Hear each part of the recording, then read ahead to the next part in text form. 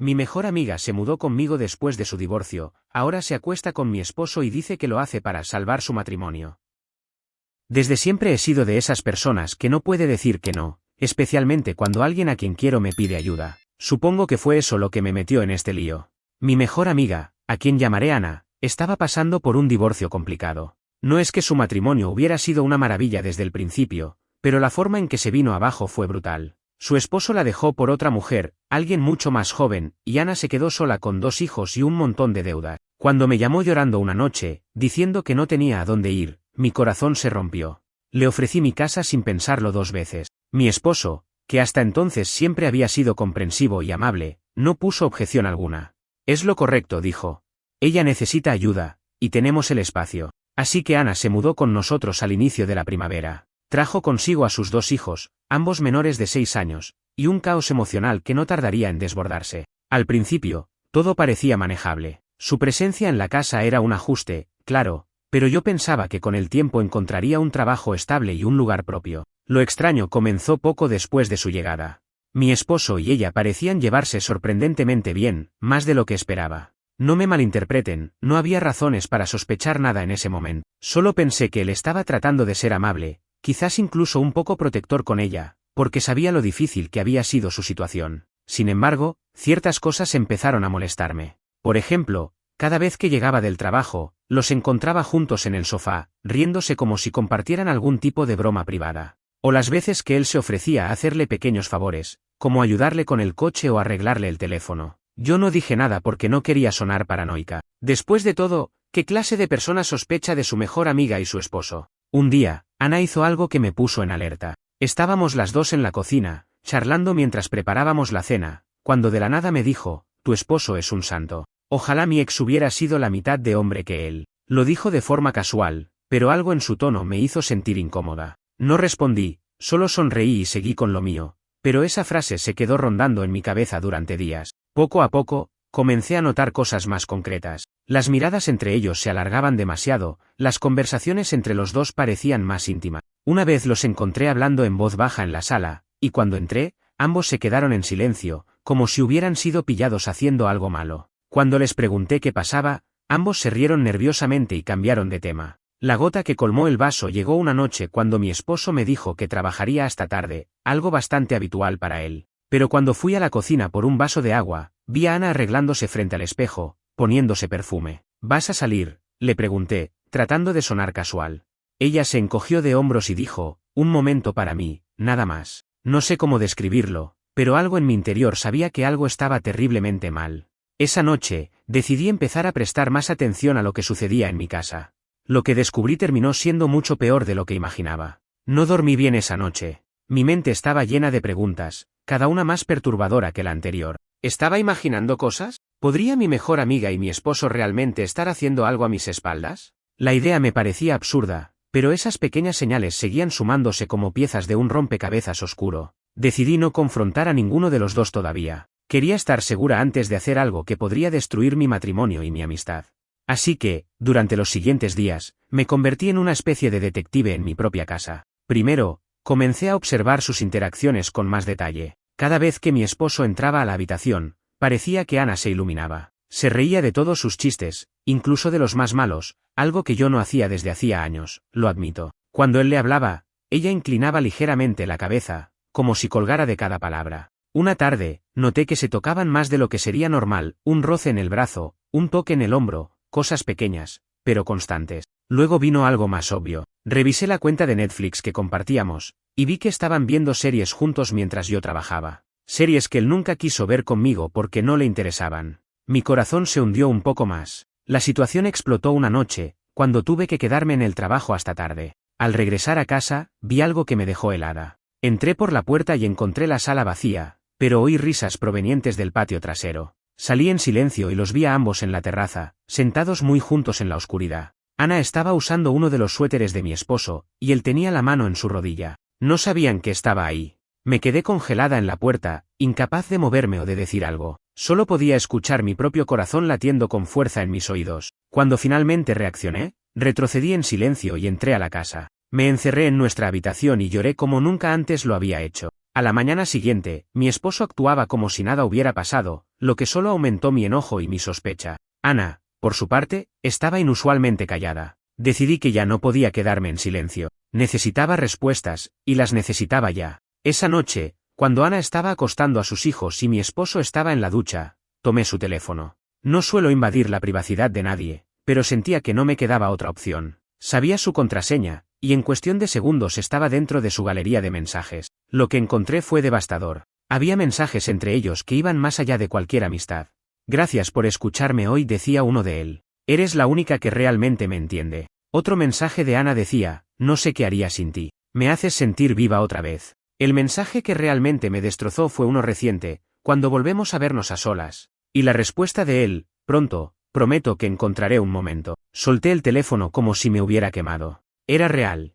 No eran solo mis inseguridades jugando conmigo. Mi esposo y mi mejor amiga estaban teniendo una relación, y lo estaban haciendo justo frente a mis ojos. Decidí enfrentar a Ana primero. Esa misma noche, la llamé a la cocina cuando todos los demás estaban dormidos. Ella intentó actuar como si nada estuviera mal, pero no dejé que esa fachada durara mucho. Sé lo que estás haciendo, le dije directamente. Lo vi en los mensajes. Su cara pasó del desconcierto al pánico en un segundo. No sé de qué estás hablando, intentó decir, pero su voz temblaba. No te atrevas a mentirme, le espeté. ¿Por qué estás haciendo esto? ¿Por qué a mí? Fue entonces cuando empezó a llorar, pero no eran lágrimas de remordimiento. No lo entiendes, gritó.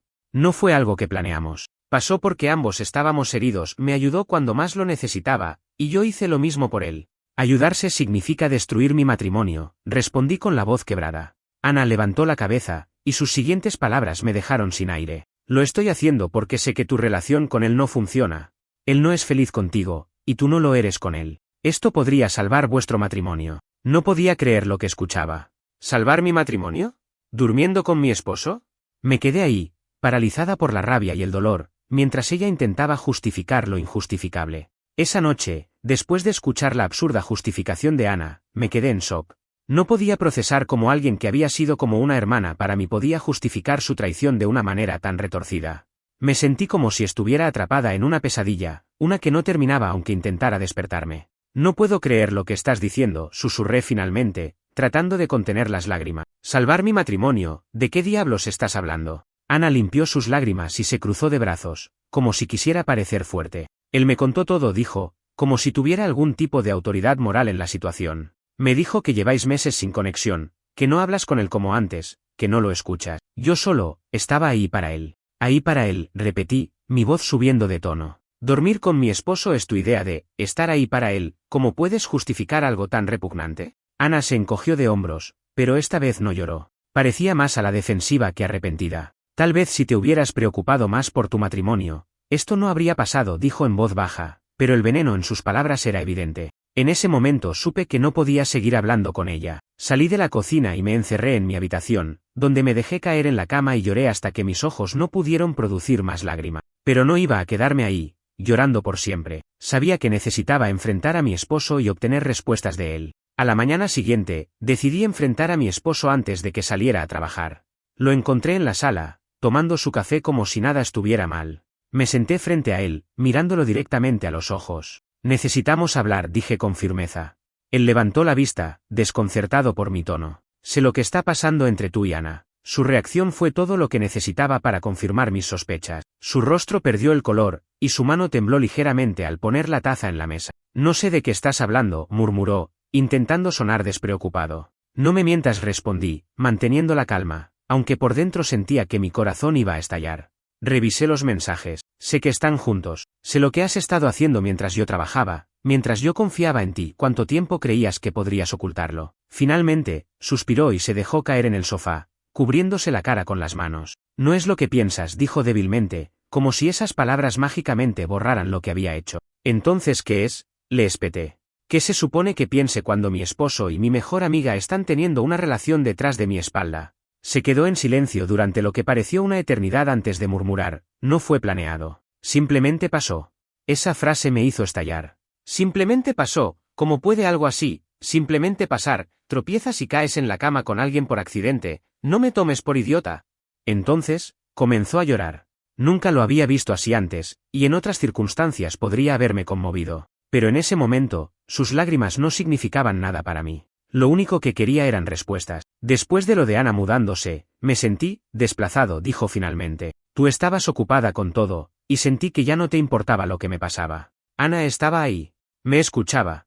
Me hacía sentir valorado otra vez. ¿Y pensaste que la mejor forma de manejar eso era traicionarme?, pregunté, tratando de mantener mi voz estable. Él no respondió. Solo se quedó allí, mirándome con los ojos llenos de lágrimas, incapaz de ofrecer una respuesta que tuviera sentido. En ese momento, sentí una mezcla de emociones, enojo, tristeza, desilusión, pero, sobre todo, una profunda sensación de pérdida.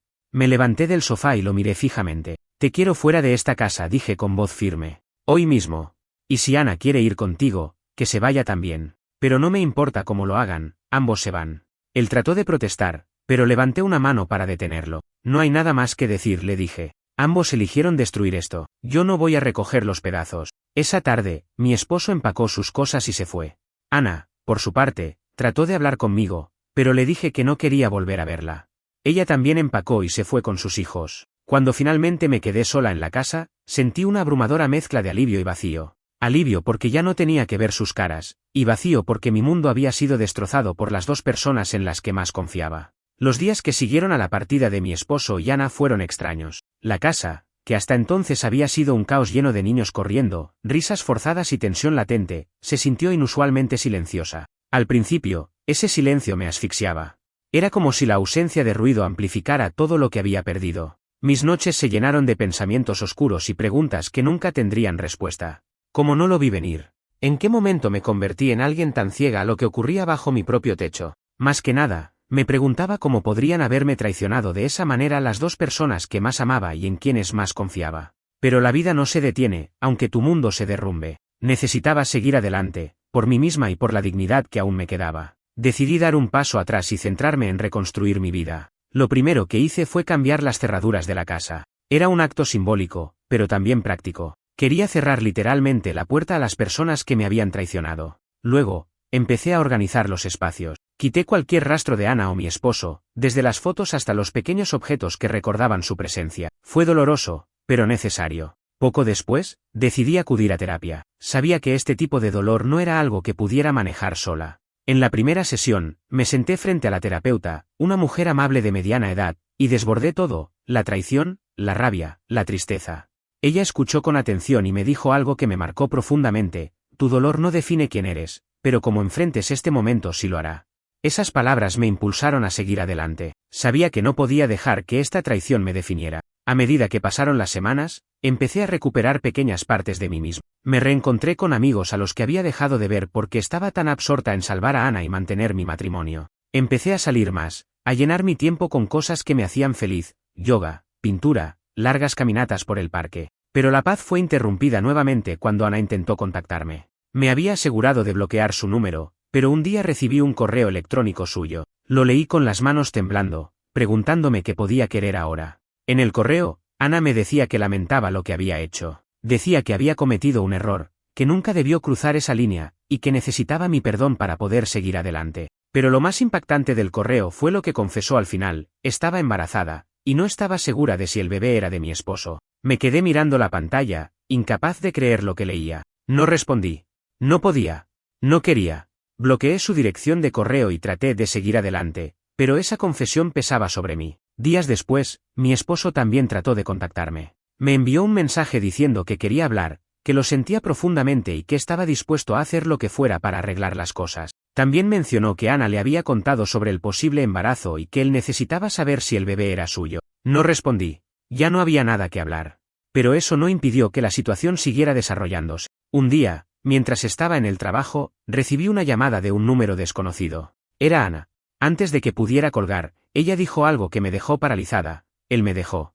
Ana estaba llorando al otro lado del teléfono. Me contó que, después de confesarle el posible embarazo a mi esposo, él la había dejado. Dijo que no quería lidiar con la incertidumbre ni con las consecuencias de sus acciones. Según Ana, él simplemente empacó y se fue, dejándola sola con sus hijos y el caos que habían creado juntos. No sentí pena por ella. No tenía espacio para la compasión. Eso no tiene nada que ver conmigo, le dije, mi voz firme. Hiciste tu elección, ahora vive con las consecuencias. Ella trató de apelar a nuestra historia, a nuestra amistad. Por favor, necesito a alguien con quien hablar, dijo entre sollozos. Pero yo ya no era esa persona. Le dije que no volviera a contactarme, que nuestras vidas estaban terminadas. Por primera vez en semanas, sentí una pequeña chispa de poder regresar a mí. Había marcado un límite claro, algo que no había hecho antes con Ana ni con mi esposo. Las semanas posteriores a mi última interacción con Ana y mi esposo estuvieron llenas de una mezcla de emociones. Por un lado, sentí alivio por haber cerrado esas puertas, pero por otro lado, el peso de todo lo sucedido seguía aplastándome en los momentos más inesperados. Una canción, un lugar, incluso el aroma de su colonia olvidada en un abrigo que aún no había tirado, eran suficientes para transportarme de vuelta a esos momentos de dolor. Mi terapeuta me animó a enfrentar esos recuerdos, no a huir de ellos. Me explicó que mientras los evitara, seguirían controlándome. Así que decidí enfrentarme a los fantasmas, uno a la vez. Tomé cada objeto que me recordaba a ellos y decidí qué hacer con él. Algunos los doné, otros los tiré, y los más significativos los guardé en una caja que etiqueté como el pasado. Cerré la caja, la llevé al ático, y en un acto simbólico, prometí que nunca más permitiría que esas cosas definieran mi presente. Mientras tanto, empecé a enfocarme en mí misma de formas que había olvidado. Me inscribí en un curso de escritura creativa, algo que siempre quise hacer pero nunca me permití porque estaba demasiado ocupada cuidando a otros. Redescubrí mi amor por la lectura, por la jardinería, incluso por las películas de comedia romántica que mi esposo solía detestar. Poco a poco, las cosas dejaron de girar en torno a lo que había perdido y comenzaron a centrarse en lo que estaba ganando. El golpe final vino de una fuente inesperada. Una tarde, mientras revisaba mi correo, encontré una carta de los abogados de mi esposo. Era una petición formal para una prueba de paternidad respecto al bebé de Ana. Al principio, mi sangre hirvió. ¿Cómo se atrevía a involucrarme nuevamente en su desastre? Pero luego me di cuenta de que no estaba involucrándome a mí, sino enfrentándose a su propia realidad. Tiempo después, me enteré por un amigo en común que la prueba de paternidad confirmó que el bebé no era suyo. Según me contaron, Ana había estado viendo a alguien más durante su relación con mi esposo. Al enterarse, él rompió todo contacto con ella. Finalmente estaba solo, tal como lo había dejado a mí. No sentí satisfacción ni venganza. Solo una profunda sensación de cierre. Ya no me importaba lo que hicieran ni cómo terminaran. Lo único que importaba era que yo estaba avanzando. Decidí mudarme. Dejé atrás la casa que había compartido con mi esposo, la misma donde Ana se había quedado, y encontré un pequeño apartamento en el centro de la ciudad.